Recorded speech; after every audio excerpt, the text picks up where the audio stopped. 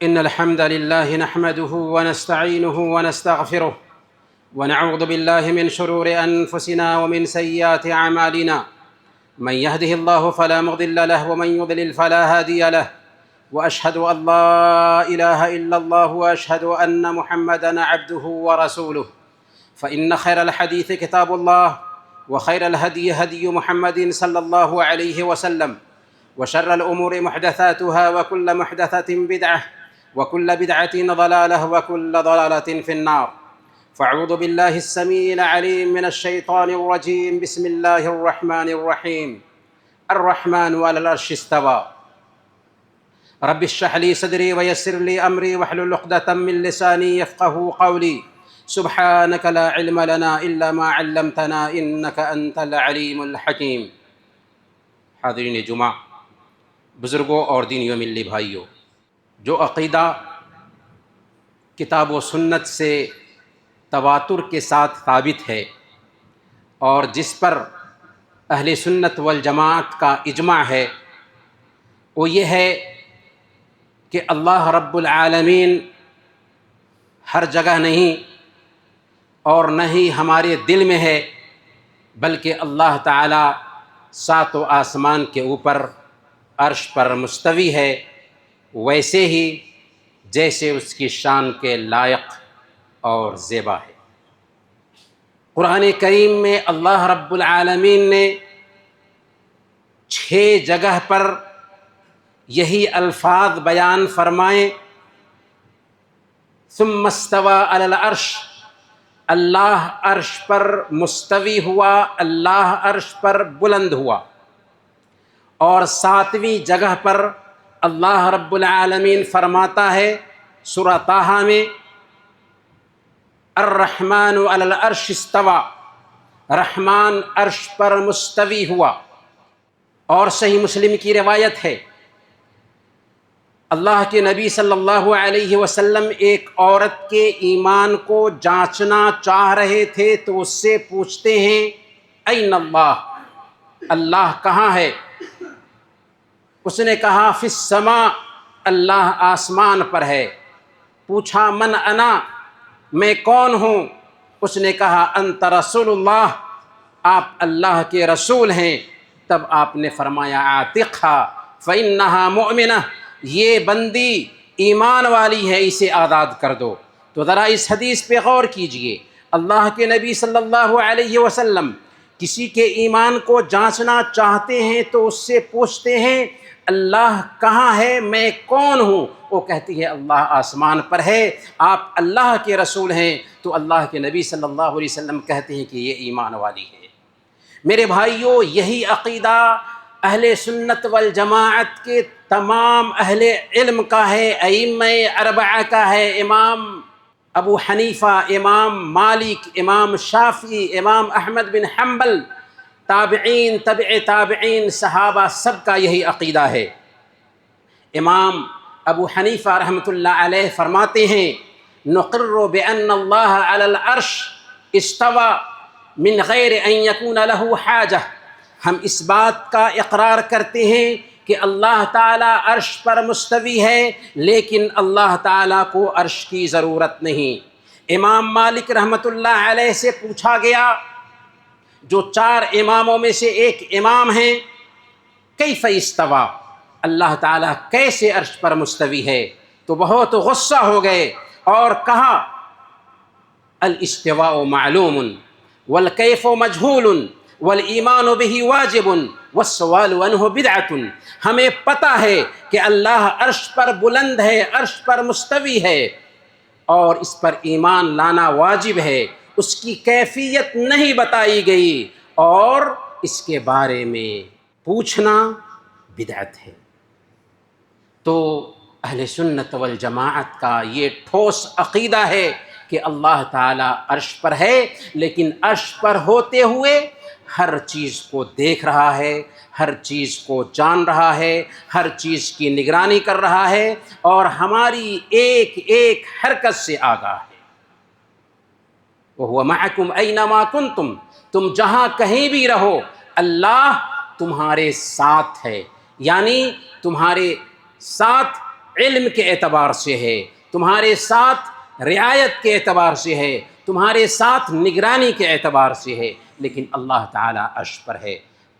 آیت الکرسی کو پڑھیں گے تو اس میں اللہ تعالیٰ نے فرمایا وسع کرسیہ السماوات والارض، اللہ تعالیٰ کی کرسی آسمان اور زمین کو چھائے ہوئی ہے۔ کرسی کیا ہے؟ حضرت ابن عباس رضی اللہ تعالیٰ عنہ فرماتے ہیں موضع قدمین، اللہ رب العالمین کے دونوں قدم کی جگہ کرسی ہے۔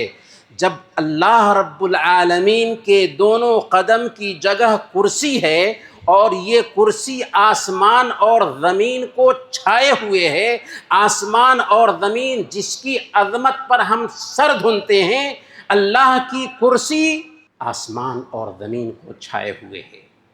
بلکہ آسمان اور زمین کرسی کے مقابلے میں کیا حیثیت رکھتا ہے، خود اللہ کے نبی صلی اللہ علیہ وسلم نے بیان فرما دیا۔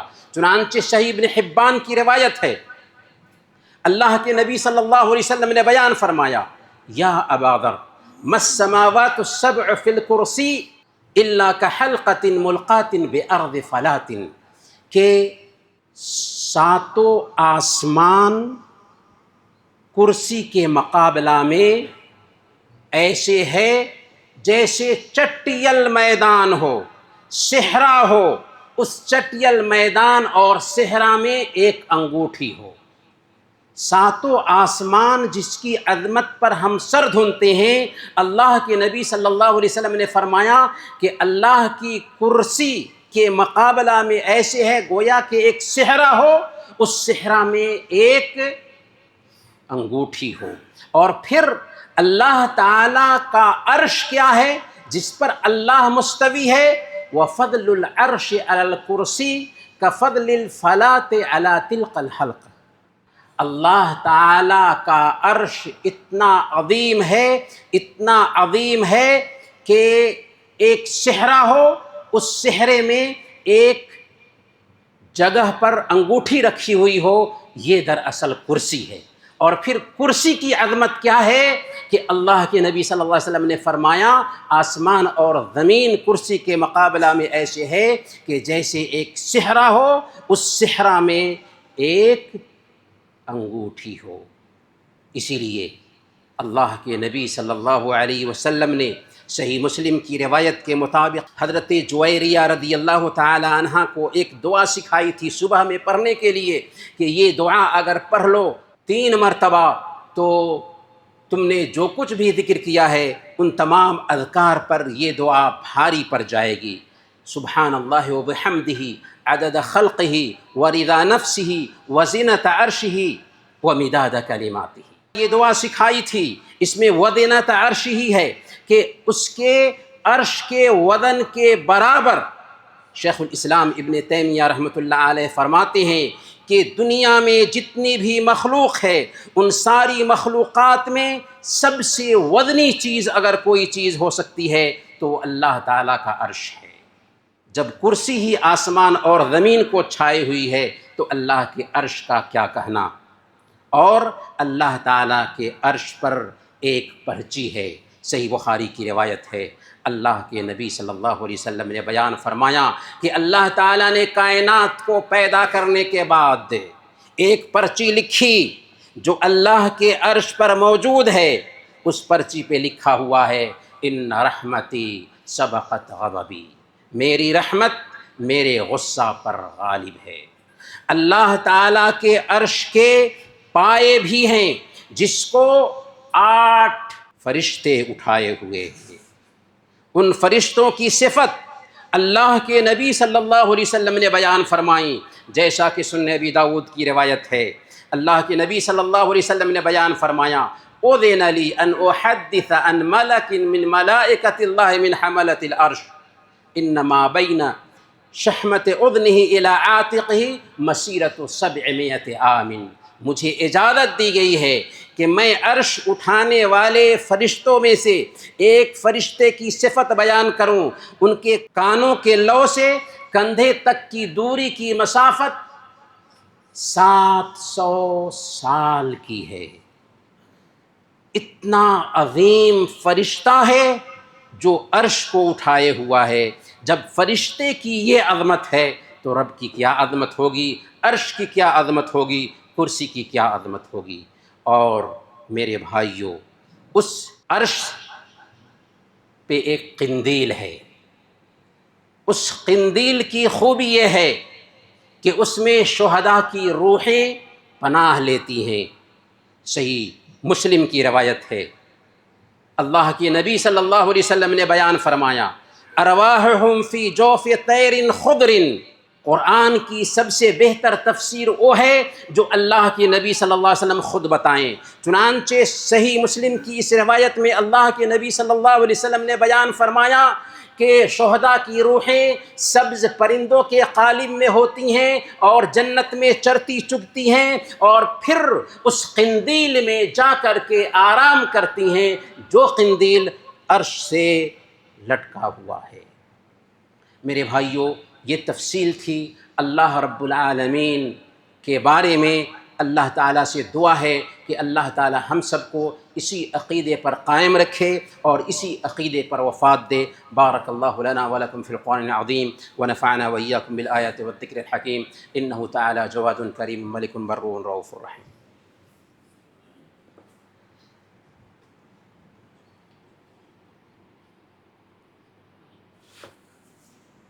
إن الحمد لله نحمده ونستعينه ونستغفره ونعوذ بالله من شرور أنفسنا ومن سيئات أعمالنا، من يهده الله فلا مضل له ومن يضلل فلا هادي له، وأشهد أن لا إله إلا الله وأشهد أن محمدا عبده ورسوله، فإن خير الحديث كتاب الله وخير الهدي هدي محمد صلى الله عليه وسلم، وشر الأمور محدثاتها وكل محدثة بدعة وكل بدعة ضلالة وكل ضلالة في النار، فأعوذ بالله السميع العليم من الشيطان الرجيم، بسم الله الرحمن الرحيم، إن الله وملائكته يصلون على النبي يا أيها الذين آمنوا صلوا عليه وسلموا تسليما، اللهم صل وسلم وبارك على محمد وعلى آل محمد كما باركت على إبراهيم وعلى آل إبراهيم إنك حميد مجيد، وارض اللهم عن الخلفاء الراشدين أبي بكر وعمر وعثمان وعلي وعن سائر الصحابة أجمعين، اللهم أمطر شأبيب رضوانك على جميع المؤمنين والمؤمنات